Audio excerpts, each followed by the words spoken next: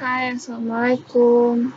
Saya Diana Nawangsa Fitri. Di sini mau ngebahas tentang teknik simulasi dan pemodelan untuk memenuhi nilai UTS mata kuliah teknik simulasi dan pemodelan. Yuk, lanjut. Yang pertama, di sini akan dibahas tentang sistem simulasi dan pemodelan, studi kasus, model matematika, dan pemodelan sistem simulasi. Yang pertama, sistem simulasi dan pemodelan. Apa itu sistem? Sistem merupakan elemen yang bekerja sama untuk mencapai tujuan yang diharapkan. Apa sih tujuan sistem? Tujuan sistem yaitu untuk menghasilkan sistem informasi berupa data yang diolah untuk menjadi bentuk yang berguna bagi penggunanya. Lalu ada jenis sistem. Jenis sistem itu ada dua. Yang pertama ada statik, yaitu berada dalam keadaan steady state dan tidak dipengaruhi oleh waktu. Yang kedua ada dinamik, yaitu berubah-ubah menurut waktu seperti kurva dan diagram. Terus apa aja sih karakteristik sistem? Yang pertama ada sistem terdiri dari berbagai elemen yang membentuk satu kesatuan. Yang kedua, sebuah sistem ada untuk mencapai tujuan tertentu. Yang ketiga, memiliki mekanisme atau transformasi. Yang terakhir ada memiliki lingkungan yang mengakibatkan dinamika sistem. Terus, apa sih maksud dari sistem simulasi dan pemodelan itu? Yaitu model sistem yang berupa formula matematika sederhana yang dapat diselesaikan secara analitis, dan jika model tersebut sangat kompleks, maka solusi akan dengan simulasi komputer akan sangat membantu. Tujuan dari simulasi yaitu membentuk atau memberikan perkiraan sistem yang lebih nyata sesuai kondisi operasional dari kumpulan pekerjaan. Ada pula tujuan model dalam simulasi, yaitu untuk menentukan informasi-informasi yang dianggap penting untuk dikumpulkan sehingga tidak ada model yang unik. Lanjut ke klasifikasi model.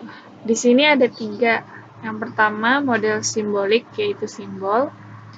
Model analitik, yaitu solusi kuantitatif. Yang terakhir ada model simulasi, yaitu sebab akibat. Yang kedua kita lanjut ke studi kasus.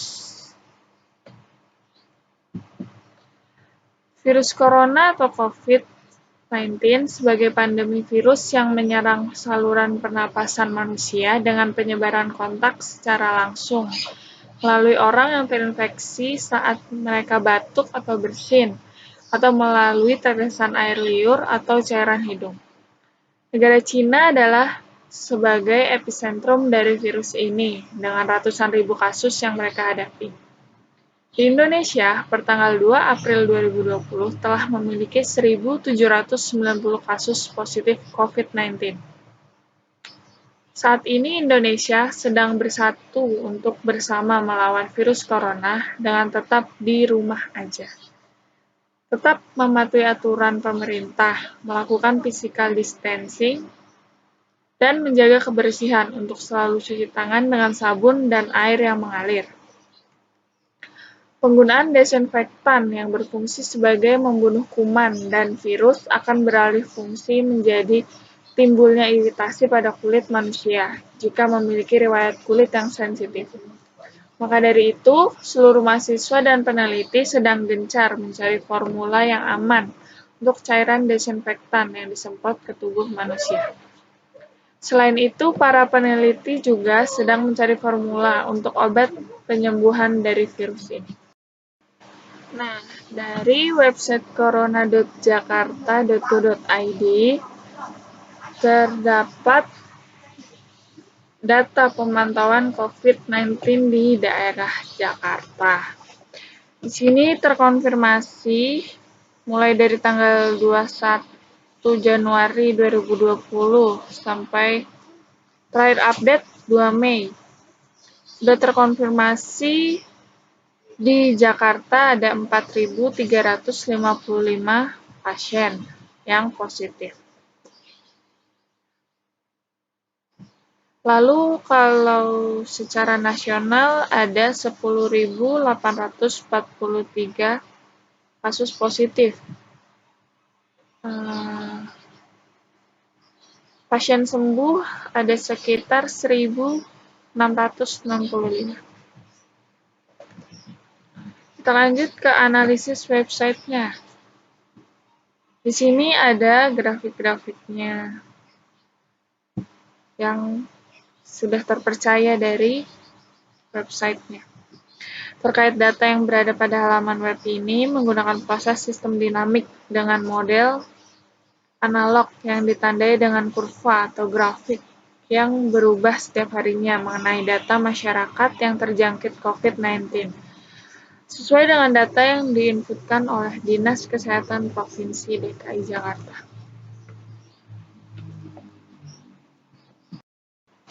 Kita lanjut, apa sih yang dimaksud sama elemen? Elemen itu merupakan bagian dasar sistem yang membentuk sistem tersebut. Di sini ada tabel, yaitu tabel akumulasi yang masing-masing menampilkan data baik pasien meninggal, positif PDP, ODP, ataupun dalam masa pemulihan. Persentasenya masing-masing data baik dari pasien meninggal, positif, PDP, ataupun ODP, umur dan gender yang terkait, dan jenis kelamin yang terkait. Ada pula grafiknya yaitu penambahan kasus COVID-19 per waktu yang selalu diperbarui. Ada data juga, data mapping per kecamatan yang ada di wilayah DKI Jakarta. Ada pula atribut. Atribut adalah sifat atau perwujudan yang dapat dilihat dari elemen. Atribut ini yang membentuk ciri suatu sistem. Di sini ada logo. Logonya ini menjadi ciri khas. Nah, dari website ini, ciri khasnya itu logonya Jaya Raya. Yang kedua, warna.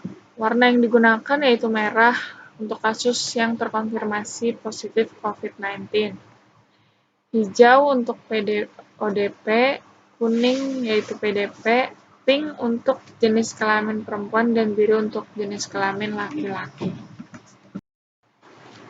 Nah, di sini ada grafik sama kurva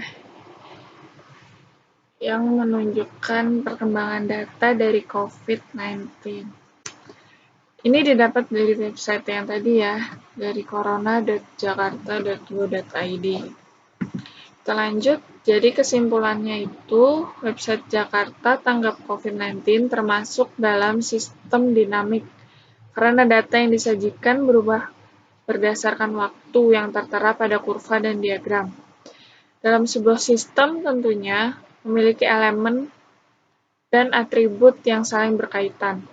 Website ini bekerja sama dengan berbagai rumah sakit yang menanggulangi kasus COVID-19 untuk mendapatkan data yang terupdate serta referensi dari Kementerian Kesehatan, Badan Penanggulangan Bencana Nasional, Dinas Kesehatan DKI Jakarta, dan beberapa lembaga lainnya, baik nasional maupun internasional.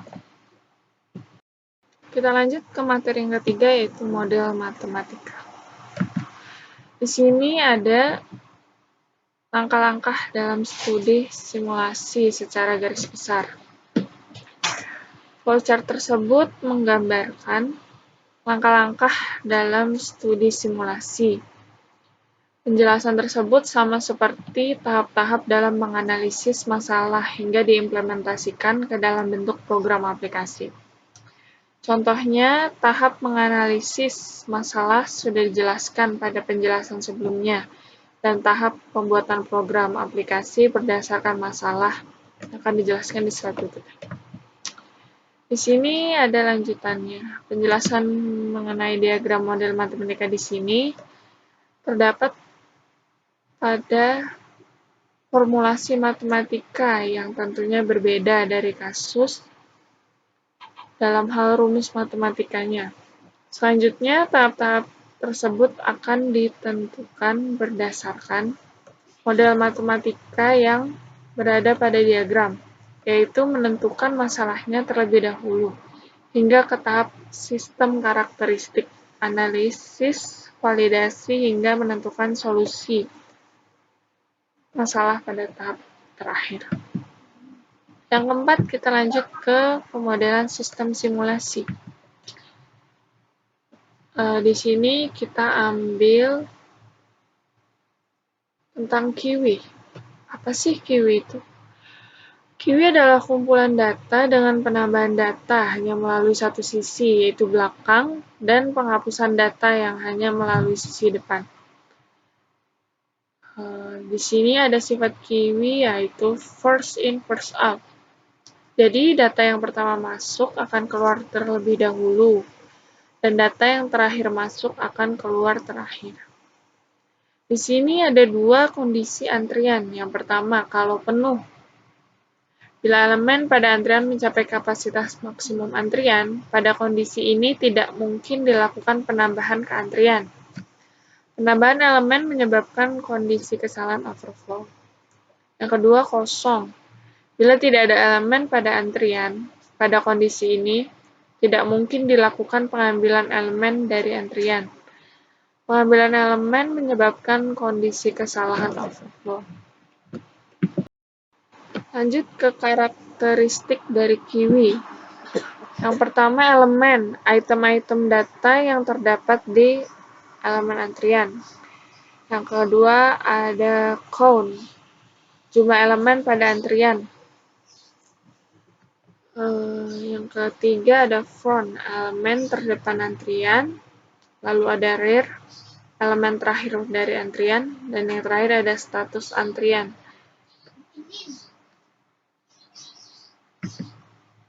Lanjut ke model antrian. Di sini ada single channel, single pass, yaitu sistem antrian ini terdiri dari satu fasilitas pelayanan, di mana objek yang masuk pada sistem ini akan dilayani oleh fasilitas tunggal. Yang kedua ada single channel multi-pass. Sistem antrian ini terdiri dari multi fasilitas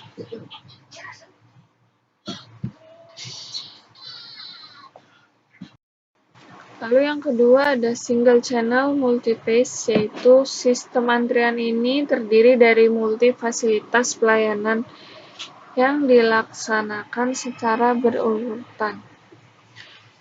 Lanjut yang ketiga ada multi-channel multi-pass. Bentuk ini mempunyai beberapa fasilitas pelayanan pada setiap tahap dengan beberapa stasiun pelayanan. Yang terakhir ada multi-channel single pass. Sistem antrian ini terdiri dari multi, berarti lebih dari satu fasilitas pelayanan, di mana objek yang masuk dalam sistem ini akan dilayani oleh fasilitas yang sedang menganggur. Di sini ada contoh program antrian.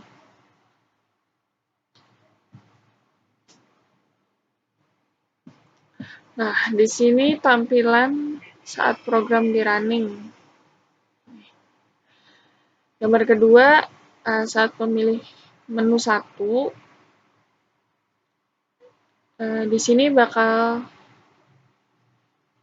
menampilkan nomor antrian.